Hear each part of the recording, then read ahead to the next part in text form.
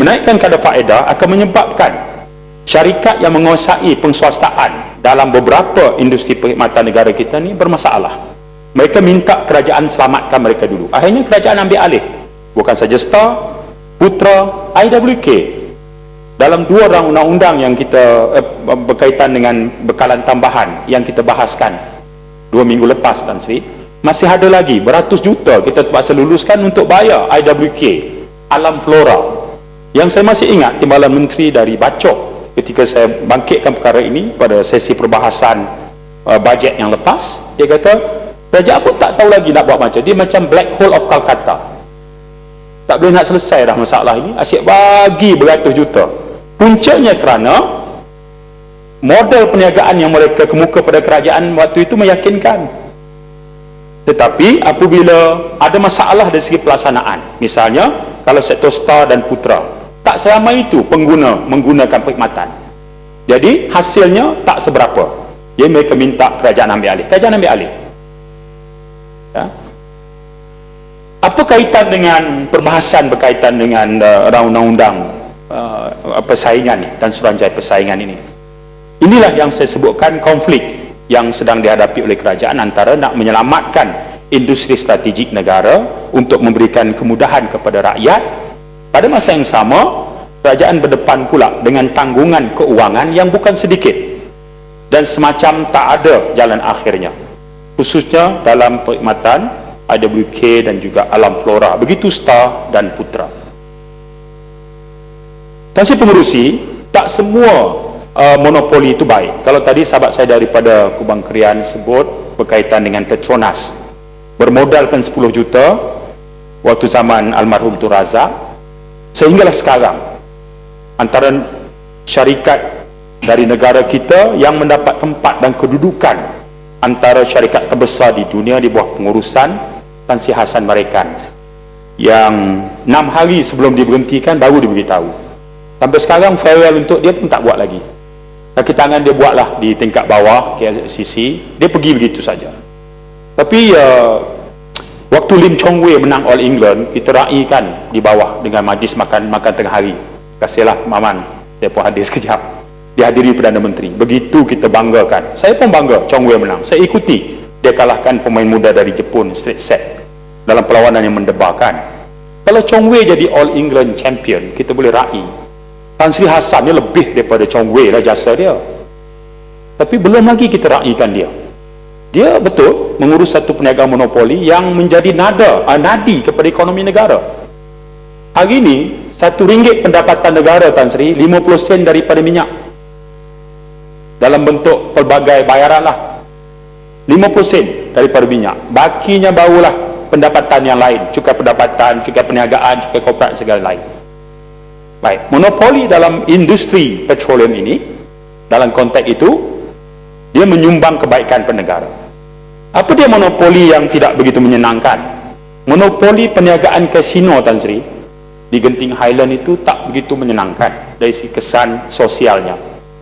Membaca buku My Story karangan Lim Gotong, tanah di Genting itu, Tan Sri, jumlahnya 15,000 ekar pegangan kekal selagi ada langit, bulan dan matahari. 15,000 ekar.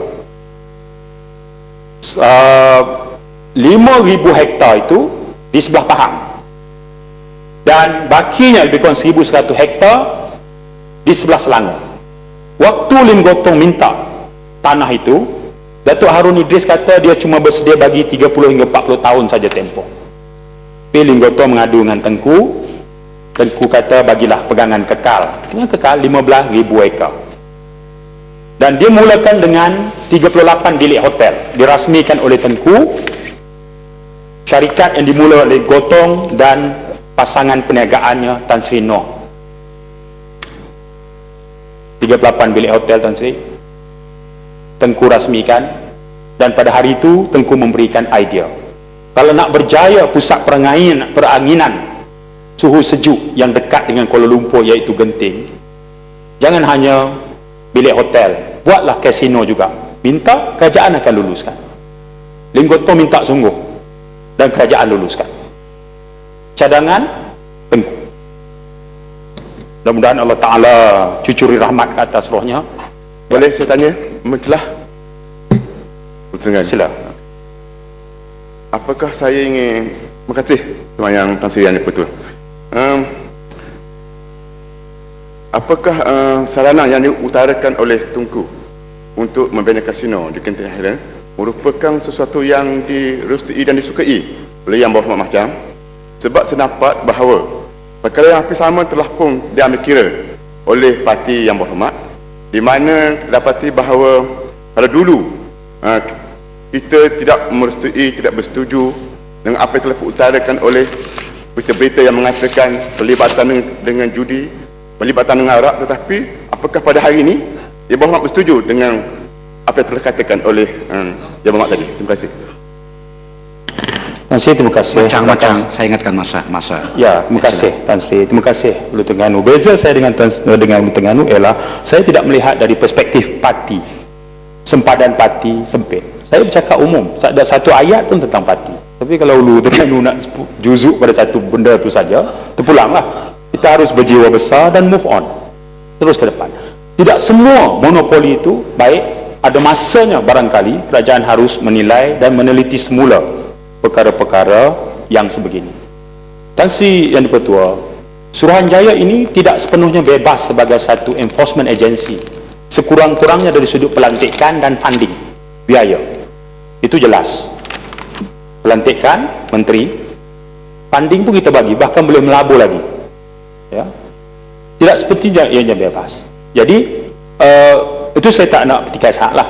Saya sekadar mengulangi tahniah pada menteri di atas pembentangan undang-undang ini dengan 2-3 perkara yang saya bangkitkan. Saya mulakan tadi dengan beberapa konflik untuk memusatkan kuasa kepada Suruhanjaya ketika bersepah dari sudut undang-undang sedia ada yang saya istilahkan sebagai sectoral competition regulation yang saya senaraikan pelbagai sektor. Cabaran ini sebenarnya cabaran yang mesti dijelaskan secara meyakinkan. Yang kedua, saya mengingatkan balik bagaimana polisi penguasaan yang pernah menjadi dasar negara tapi bila berdepan dengan kerugian beberapa syarikat yang menawarkan perkhidmatan kepada awam yang berakhir dengan kerajaan terpaksa mengambil alih. Masih lagi suatu praktis monopoli tetapi kelihatannya sangat merugikan. Saya juga menyebut tadi dua unsur contoh monopoli yang baik di pihak Petronas. Saya cuma sebut sedikit berkaitan dengan presiden dan CEO-nya yang semacam dilupakan sampai hari ini belum dihargai. Kalau itu betul, saya mengkali saya berura-ura nak hantar notis 18.1 kepada Tan Sri supaya Dewan dapat membahaskan atau memberikan satu penghormatan kepada Tan Sri Hassan dengan segala macam hujah.